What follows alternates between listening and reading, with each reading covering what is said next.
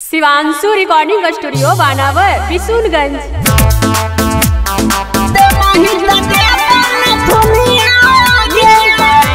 रोशन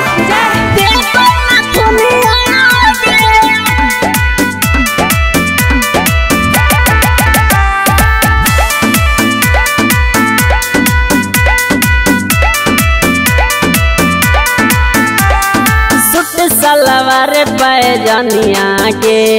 suit सलवार पैजनिया के दे महिता दे बौना दुनिया के दे महिता दे बौना दुनिया के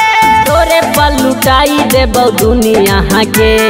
तोरे पर लुटाई दे बौ दुनिया के दे महिता दे बौना दुनिया के दे महिता दे बौना दुनिया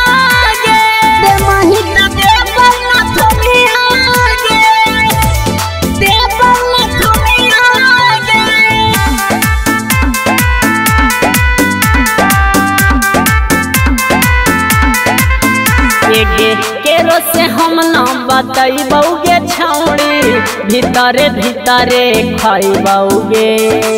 जिला जहाना में तोरा ले जाके शॉपिंग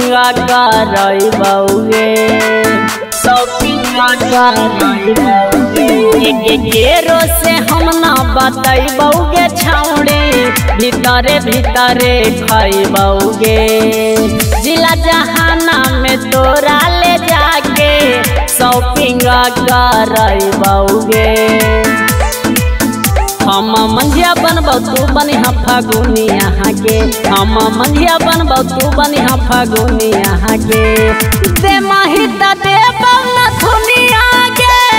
दे महिता दे बौना दुनिया के तोरे पर लुटाई दे बौ दुनिया के तोरे पर लुटाई दे बौ दुनिया के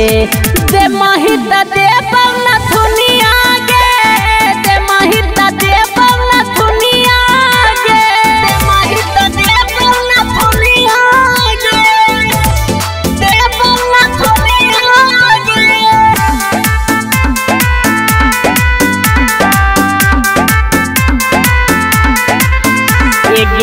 मरमिता जरिए जाइता करे ना गुमान गे दोसरे के देवेला तोरा बनैला खून भगवान गे मरमिता एक दिन जरिए जाइता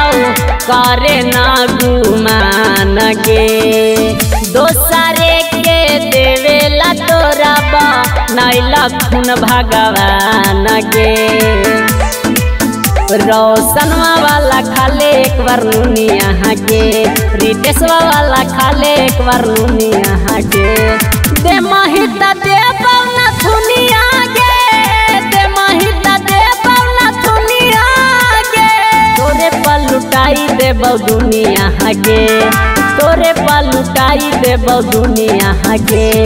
दे महिता दे बौना दुनिया के